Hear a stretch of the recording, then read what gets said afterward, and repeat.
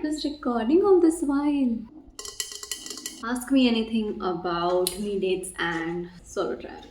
Ladies and gentlemen, we are pleased to welcome you aboard with a special and very warm welcome members on board today. Do let us know if there is anything we can do to make your flight more comfortable. We wish you a pleasant flight. Thank you.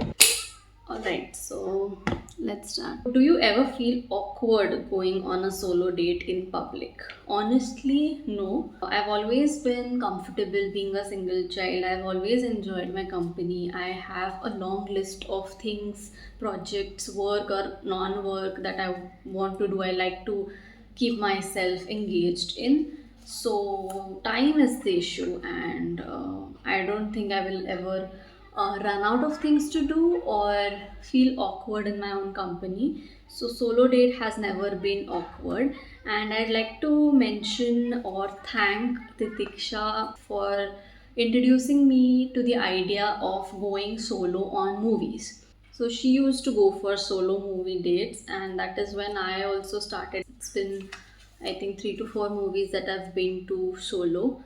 And when you see the representation, like someone else also is doing this, you feel a little bit more empowered, feeling that okay, it's normal and you can explore that side of going out as well. So let's take the next question. Do you make friends on solo trips? Of course. So wherever you go, you will come across people, and it's nice. And it will not be like a whole long thing. Okay, so you can go to one place with someone. I met someone when I went to Paris for my conference. So she was also Indian. So we planned an impromptu trip with her. I went to the main city center. Eiffel Tower is one thing, and because of her, I got to know about the Seine cruise.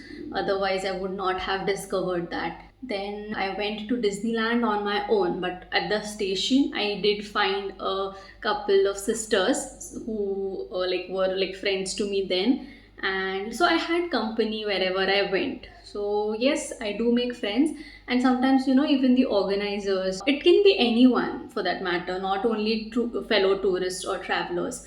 Like I've also come across shopkeepers who are from neighboring countries, like say Bangladesh. They could look at me and just tell that I'm a fellow Asian, maybe Indian, and that brings a sense of familiarity. So I'm always open to make new friends. But yes, it depends like how much I want to indulge or get into the conversations, because sometimes you are in the zone that I am here for my solo thing, so I want to spend more time on introspection and not engage a lot. But sometimes yes, it can get that okay, you've spent enough time by yourself, so now you're okay, you're open to socialize. So yes, always keep the doors open for that. Do you talk to strangers on me dates? Again, I think related thing. So I am always open, and I've also realized that when you're by yourself, you're more open to the environment.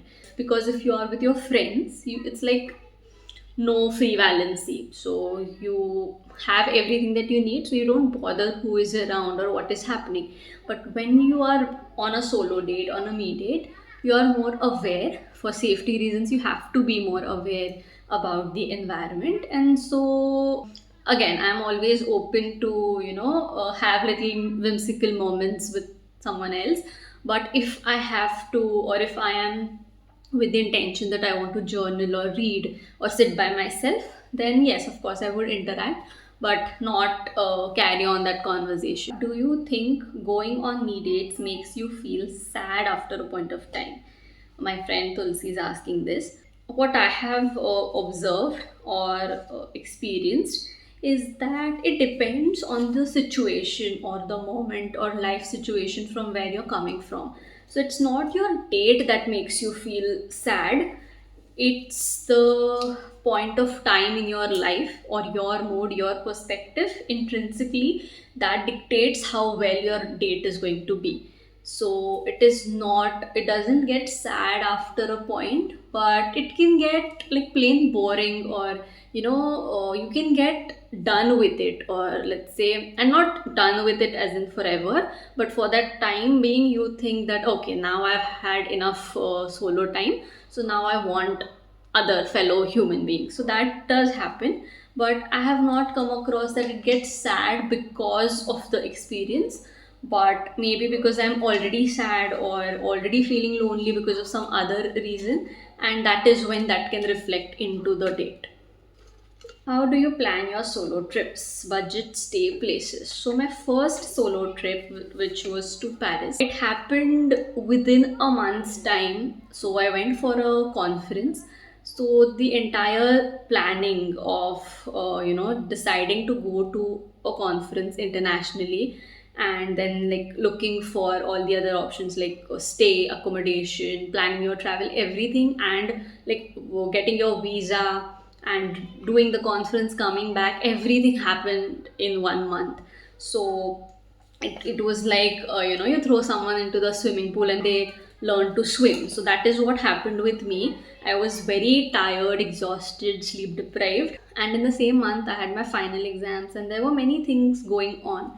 So I wasn't rested and my gut was at a toss, and so I hadn't planned anything. So I had someone to help me plan the flights which I should look for or stay, someone who had been to Paris earlier. So they just helped me draw the map of Paris and tell me how the city is, how the transport works, and where you can stay. So I got a little help from them.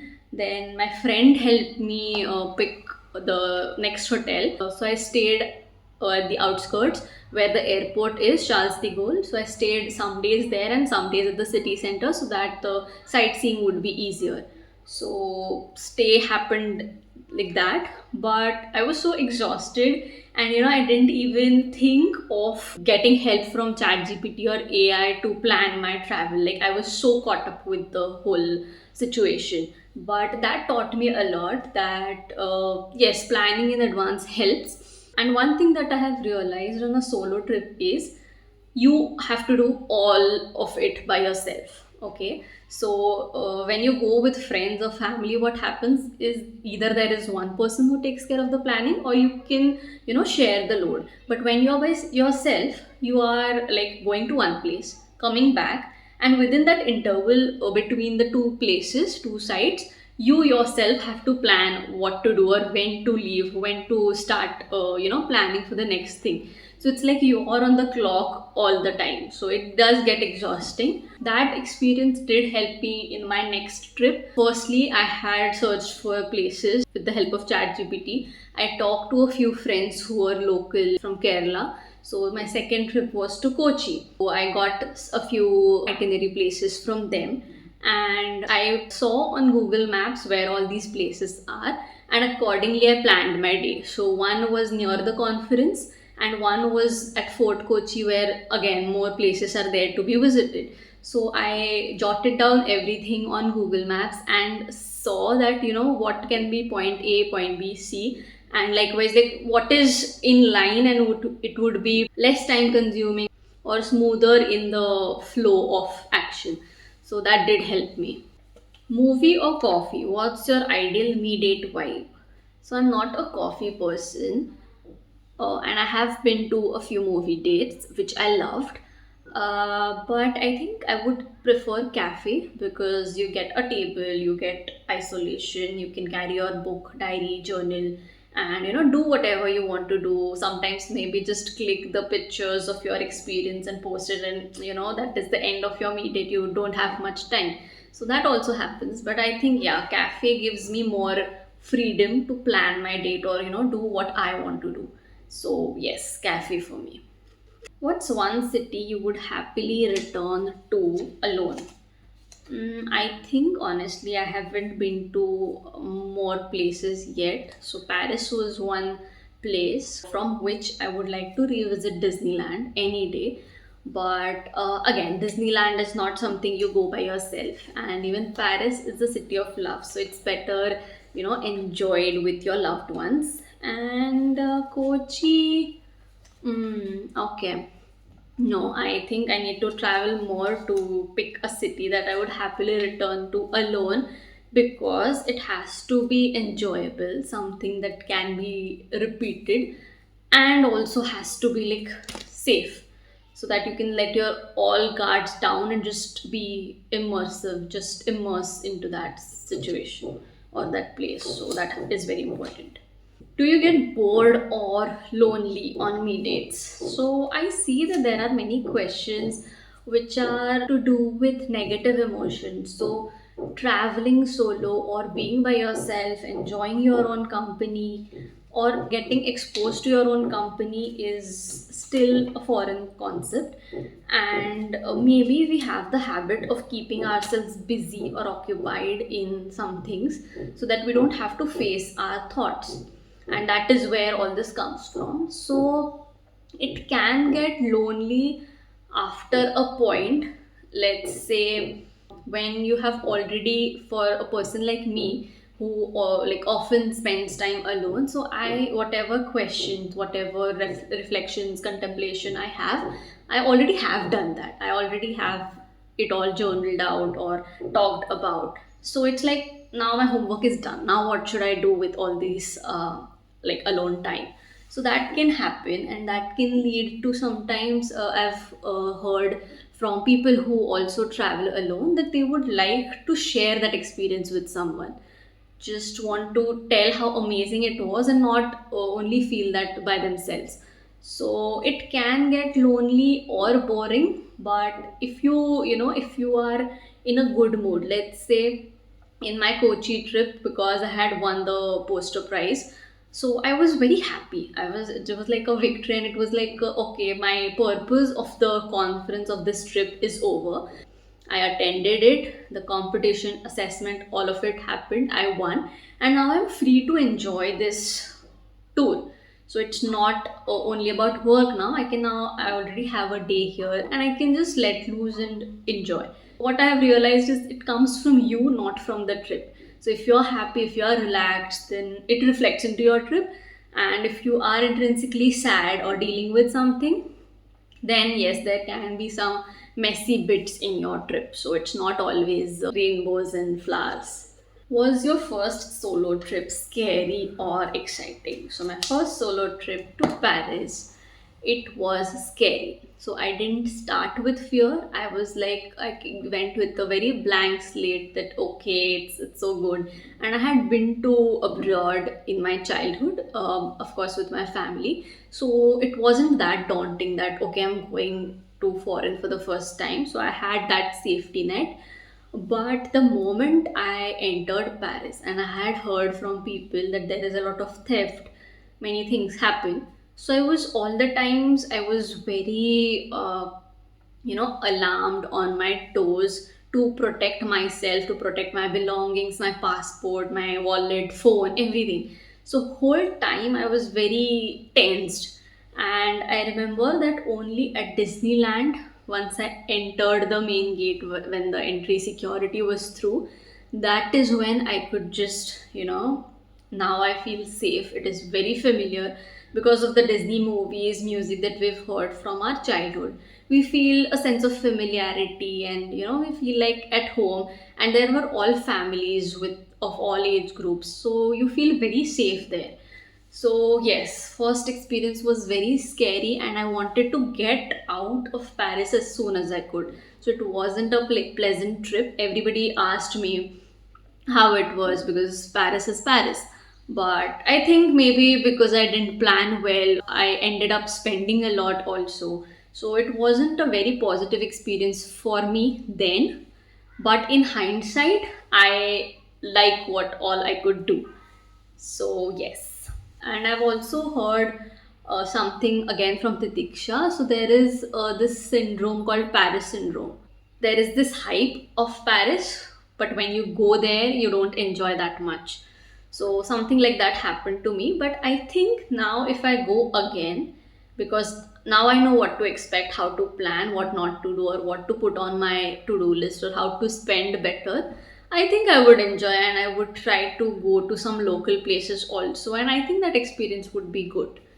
So I can't entirely blame it on Paris, but yes, some responsibility is of me and the planning and everything. Next up, we have, what's your favorite solo date idea so far?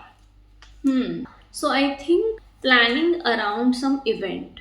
Okay, so if there is a movie you're really looking forward to, or if there is a lit fest, a workshop, or something that is happening around your town, and you're, particularly and intrinsically you are very looking forward to it, that is one experience you will enjoy no matter who you go with.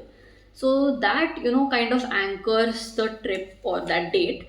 And I think that is a good idea. So your happiness factor, safety factor, or security, confidence factor gets locked in. And then you do enjoy your own company because you like that activity. You end up enjoying your company, and solo dates feel good, that oh, I can enjoy by myself. So yes, plan it around something very solid, something that means a lot to you. Do you feel lonely when traveling alone? So Pankaj Pednekar asks this. Lonely. I think we have answered this earlier, that it does depend on the place or the state of mind that you come from. So if you are low at that point of time in your life, then yes, it can get lonely. But once you have like a good reason, something to look forward to, or something you are celebrating, then it doesn't feel lonely. You enjoy your company, you plan around well. Like for me as well, the experience from the previous trips help in the next, and I can plan better and I can enjoy my company better. I would like to share one incident. There was a roller coaster ride in Disneyland. I went there by myself. I took that ride. I could see friends, families, like big families, sitting on that ride together. I could see some Indians. I could hear some Marathi as well. But I was there by myself, right? So it was a very not so short, not so long ride. And at one point, it all got dark. There was like a tunnel or something. I don't remember the ride's name, but at the end of it, I had that kind of confidence in me that I could come here by myself to a foreign country, come to Disneyland and sit for a ride by myself. So I couldn't have been more proud of myself than that moment. I was like, if you can come so far and if you can do this alone, you can do anything. It gave me that kind of confidence, but also with the terms and conditions applied, that you don't have to do it alone. So yes, ability wise you can do it, but if or when to do it should be your choice. So just because you can do that alone doesn't mean you have to do that alone all the time.